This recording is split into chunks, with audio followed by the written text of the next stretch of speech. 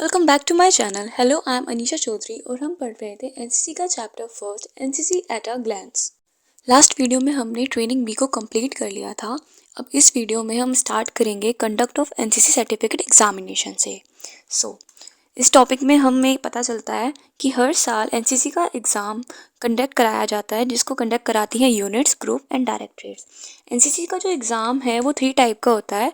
Means 3 certificate के लिए ही तो एग्ज़ाम होता है, ए, बी एंड सी। जो सर्टिफिकेट ए का एग्ज़ाम होता है उसको कंडक्ट कराती हैं यूनिट्स, बी का एग्ज़ाम कंडक्ट कराती हैं ग्रुप हेडक्वार्टर्स एंड सी का एग्ज़ाम जो है वो कंडक्ट कराते हैं स्टेट डायरेक्टरेट्स। अब इन एग्ज़ाम्स को में अपेयर होने के लिए कैडेट्स के लिए एक एलिजिबिलिटी क्राइटेरिया भी होता है। अब हम उसके बारे में जानेंगे। Eligibility condition for certificate A examination: 75% attendance होनी चाहिए, आपकी लीव 12 मंथ से ज़्यादा की नहीं होनी चाहिए ट्रेनिंग पीरियड के दौरान, एंड आपका कोई भी एक कैंप करना कंपलसरी होता है।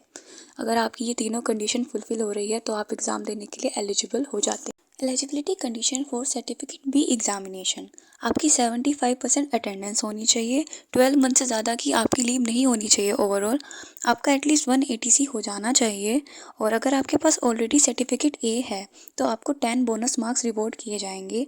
For air wing cadets at least 10 glide launches करना आपके लिए कंपलसरी होता है, तभी आप एग्ज़ाम दे सकते हैं।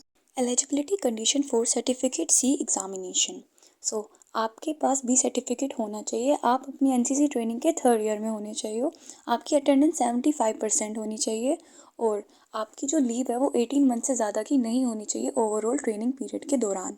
आपके मिनिमम 2 कैंप्स होने कंपलसरी है, 180C एंड अदर 15 कैंप में से कोई भी एक। एग्जाम्पल है RD camp, centrally organised camp, para training camp, national integration camp, all India trekking expedition, sailing expedition, attended adventure courses like mountaineering, water skiing, snow and ice courses.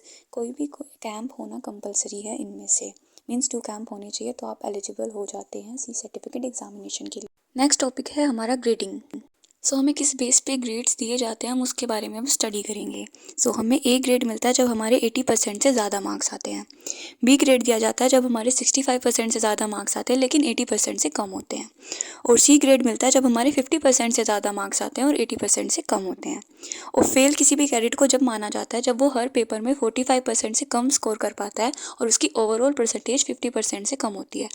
पास होने के लिए आपको हर पेपर में 45% से ज़्यादा स्कोर करना भी कंपलसरी है, और आपकी ओवरऑल ग्रेडिंग भी 50% से ज़्यादा होनी चाहिए, तो आप पास हो जाते हैं।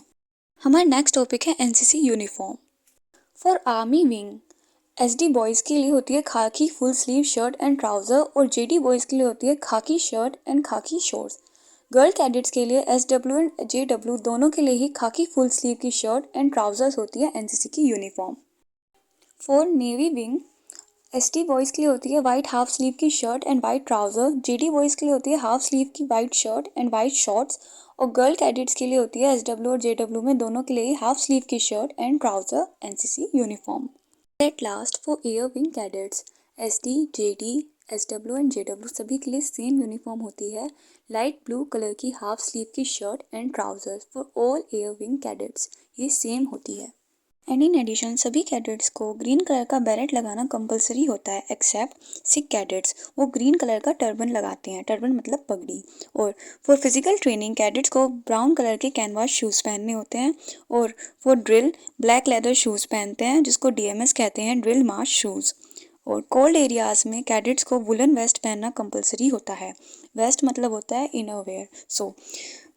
कोल्ड एरियाज़ में आर्मी विंग के जो कैडेट्स हैं वो लोग पहनते हैं खाकी कलर का वुलन वेस्ट, नेवी के कैडेट्स पहनते हैं डार्क ब्लू कलर का वुलन वेस्ट, और एयर विंग के कैडेट्स पहनते हैं ब्लैक कलर का वुलन वेस्ट। हमारा नेक्स्ट टॉपिक है प्रमोशन ऑफ एनसीसी कैडेट्स। हमने देखा था रैंक्स मिलती हैं, पर वो किस बेस पे मिलती है अब हम वो जानेंगे।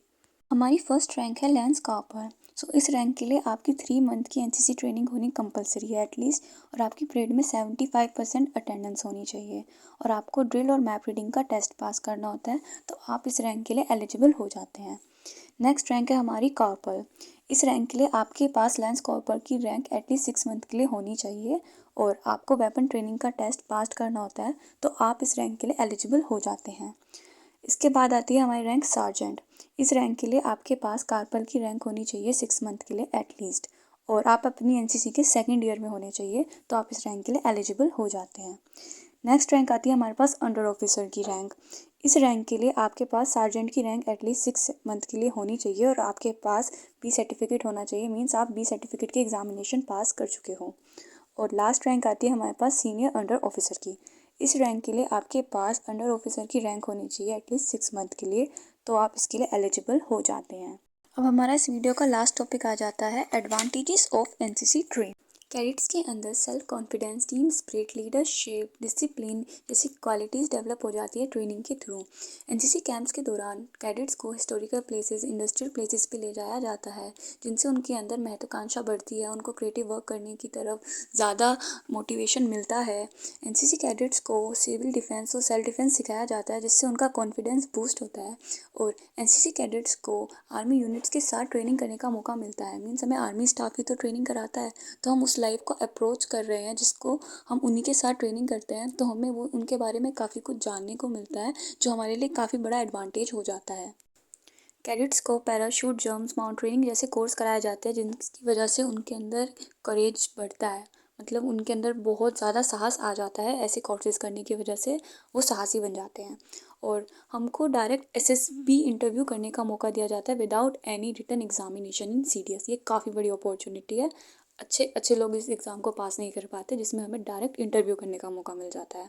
और एनसीसी ट्रेन कैडेट्स को प्रेफर किया जाता है आर्म फोर्सेस में, हमें ज़्यादा प्रेफर किया जाता है। मैनी इंडस्ट्रीज़ भी एनसीसी ट्रेन कैडेट्स को प्रेफर करती है जॉब्स देने के लिए, और सेंट्रल और स्टेट गवर्नमेंट भी कैडेट्स को जॉब देने के लिए प्रेफर करती है। और काफ़ी सारी यूनिवर्सिटीज़ हैं जो बीएड, एमए, एमएससी एडमिशन में एनसीसी कैडेट्स को प्रेफर करती है। हमें इजीली इन सब चीज़ों में एडमिशन मिल जाता है। सीआरपीएफ एंड बीएसएफ जैसी गवर्नमेंट जॉब्स में भी एनसीसी कैडेट्स को प्रायोरिटी दी जाती है। एनसीसी कैडेट्स को रिफ्रेशमेंट दिया जाता है हमेशा परेड के बाद। मुझे तो मिलता है समोसा खाने को, आप लोगों का नहीं पता। और वॉशिंग अलाउंसेस भी दिया जाता है यूनिफॉर्म के लिए। एनसीसी कैडेट्स को फैसिलिटी प्रोवाइड कराई जाती है, मिलिट्री कैंटीन से गुड्स परचेज करने की हमें फैसिलिटी मिलती है।